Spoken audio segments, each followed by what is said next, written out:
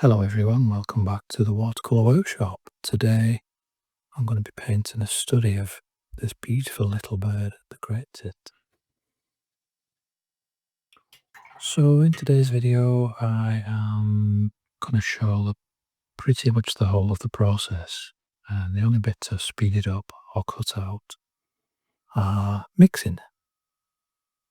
There's two colours being used here. There's this yellow, bright yellow, it's kind of like a lemon yellow, and I'm also going to be using some Payne's Grey. And with those two colours, we can get a whole range of yellow, green, blue, and grey, and even a very dark, almost a black colour. And we can also paint white, so we'll get to that eventually. First of all, then, I started off with some of the pure yellow on the chest area, and then just a touch of the Payne's Greys added in, and to make a green colour, which you can see at the rump of the bird. The brush today is a number 8, a round synthetic brush. So now I'll try to mix up some of the green. I'm starting off with a very diluted wash on the back, and into that I will drop some more of the green to intensify the colour.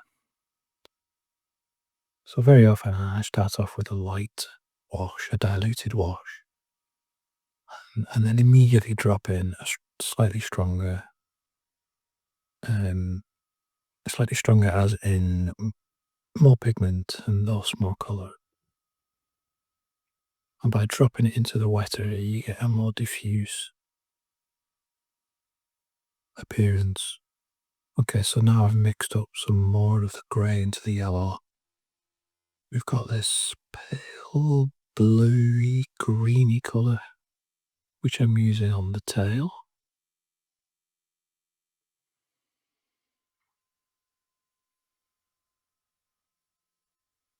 Got some of the grey now, pure grey.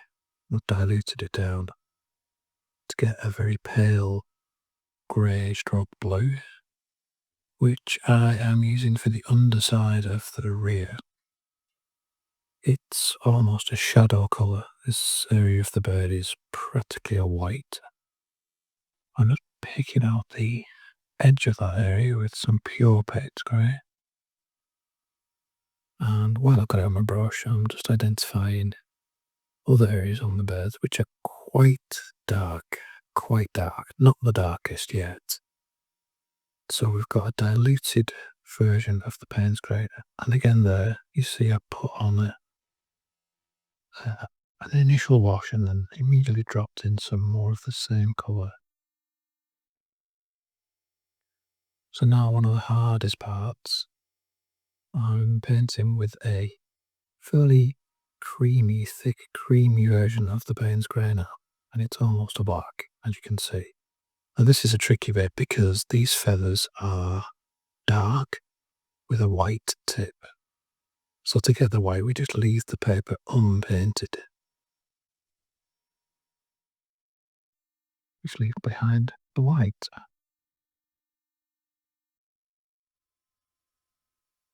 I've spotted that there's a dark area on top of the leg.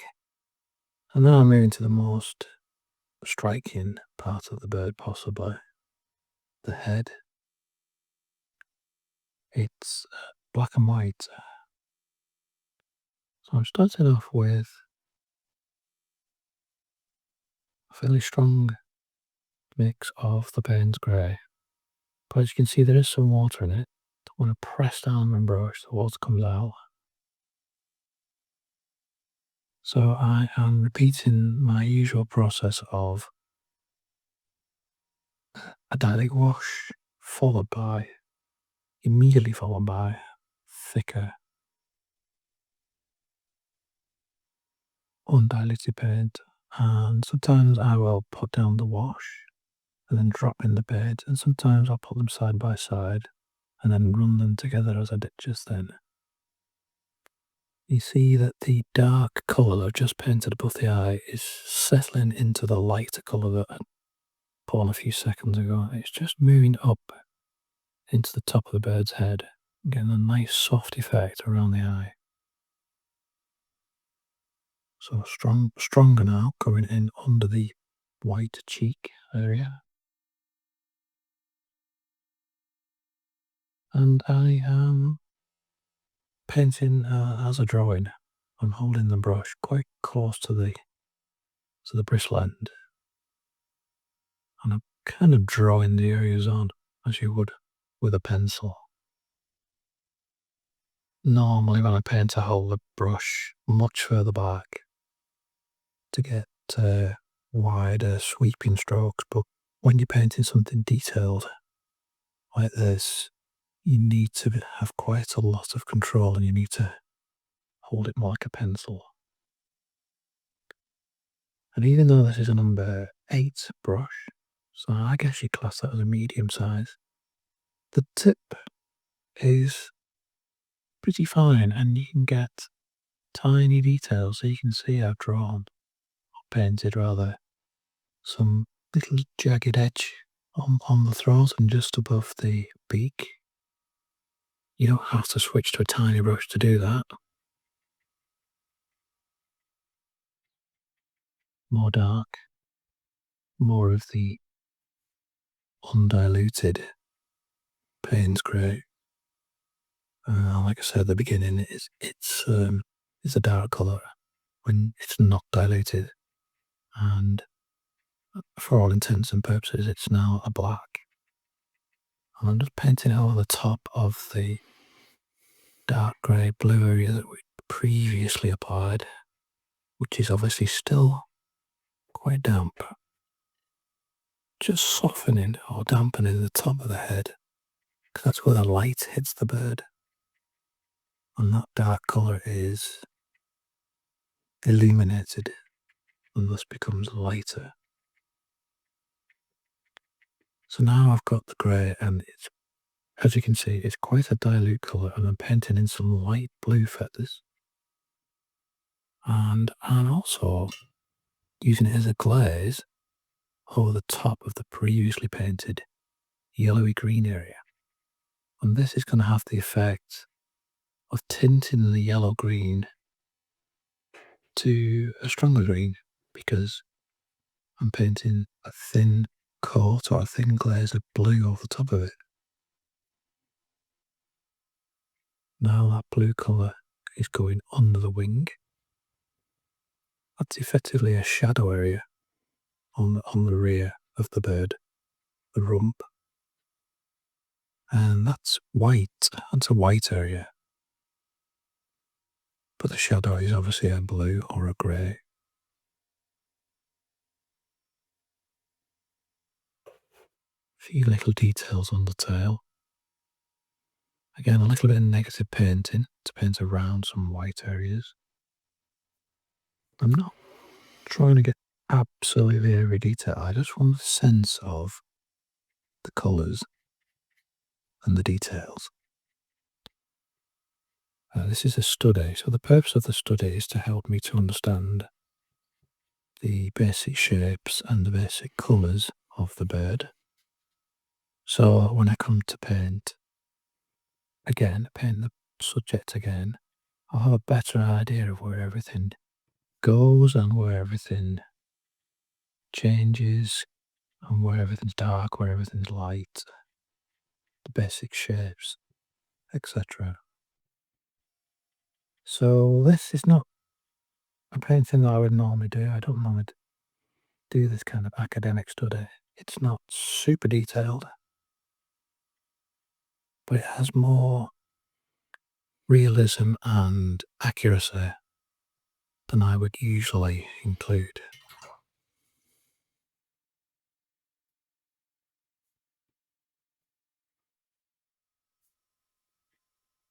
So I'm on the legs now. I've got some of the diluted Payne's grey and I painted it on, and then with a damp brush I've lifted it off the top section of the leg, the top section of the toes, just to give me a very basic highlight. So I paint it on and lift it out almost immediately.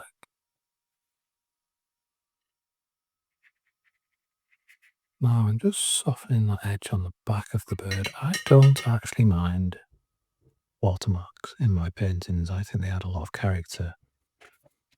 And you can see there's one forming on the chest and the throat area, and I'm going to leave those. I like them. I think it suggests a little bit of texture, a few ruffled feathers or something similar. And with birds, there's often quite a lot of different feather colours and markings. It's very easy to get caught up in them all. Here's a little tip. I've got a stick here. It's a cocktail stick of ink.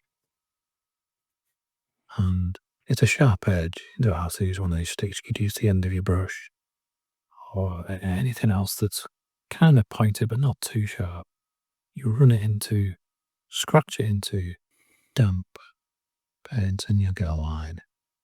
Right, let's zoom in.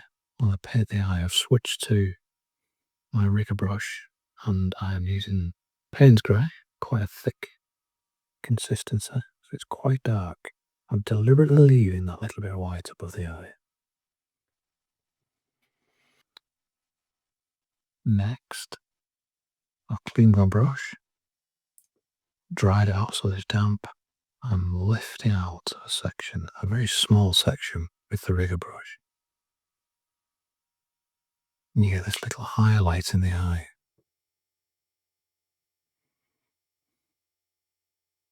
And next I am putting a little bit of texture into the white area of the bird with some diluted Payne's Grey. And the rigger brush is absolutely perfect for details like we just saw on the eye. But also when you use it a little bit rough like this with the side of it, you can get some nice marks. Slightly random marks. Really nice for making texture in small areas like this area on the bird. So back to the more traditional use of a rigger, painting some detail. Got a hair in it there, let's get rid of that. And so again, it's quite a dilute start on this section.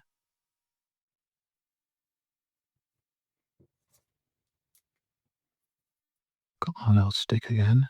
I'm just drawing along the line of the beak there. It's a nice easy way to paint a fine line.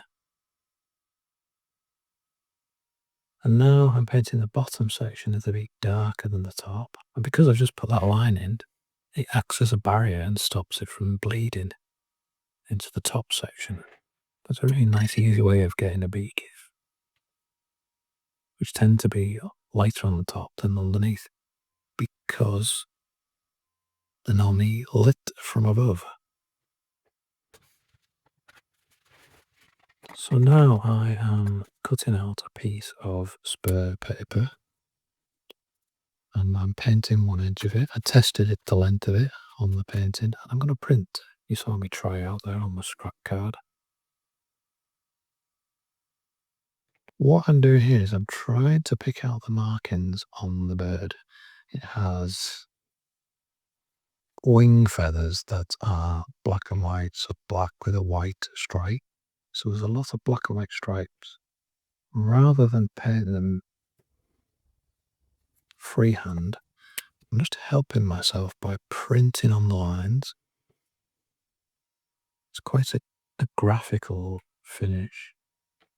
Again, like I said before, I'm not going for super realism. I don't mind a little bit of stylization, which is what you get here.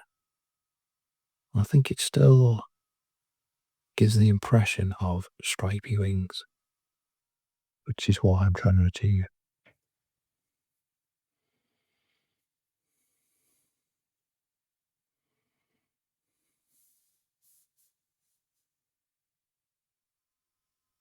Now, under the wing, I'm putting in a shadow. It's always a good idea to put a shadow under a wing. It just lifts it from the body a little bit, gives you a slightly more 3D effect.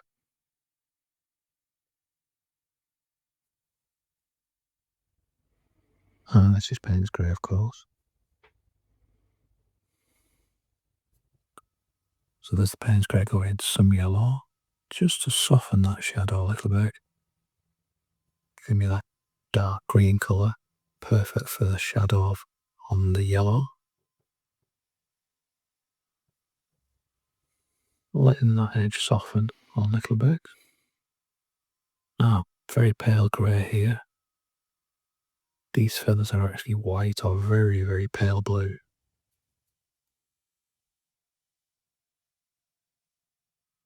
So I'm just picking the edges of them out.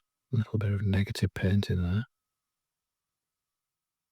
And then there's a raft of, like a clump of very tiny feathers in this section. I'm just dotting on some lines and marks just to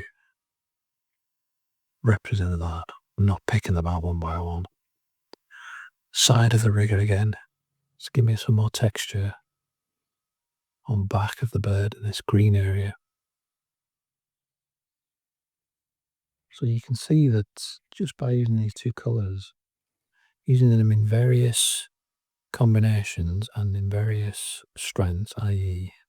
small amounts and larger amounts of water, you can get a whole range of different colours. Okay, I have sped that bit up, but it's just basically repeating what I did on the back of the bird with the edge of the rigger.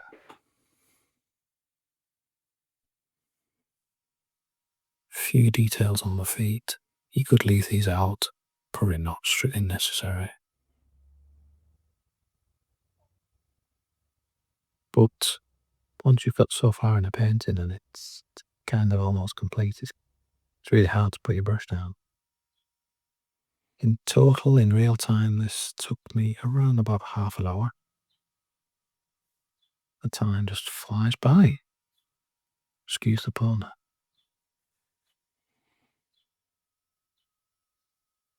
So I'm just softening a few areas that are white just to take the edge off the white. Just dropping a tiny bit of pale grey. Now I've got some actual white. I didn't leave enough white on the bird. I wanted to pick out the eye again. It has a little white circle around the eye.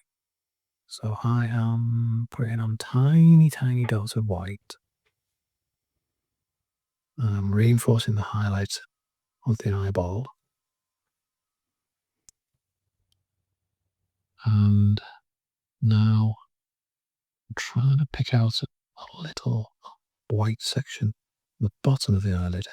And there I am just softening, dampening those white dots. A little fleck of white here and there.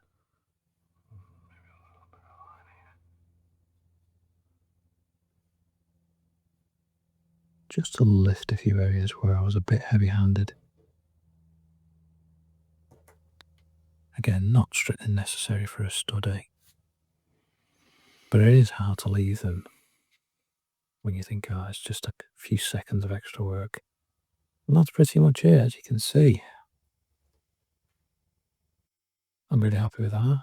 There's a lot of tide marks and water lines, which I think all helps. And that's the kind of style that I like. So this study will be useful for me in my next painting. Well, I hope you found that interesting. And that you'll join me again for another watercolour workshop very soon. If you did like it, I would appreciate it if you could give me the thumbs up. Thank you for watching.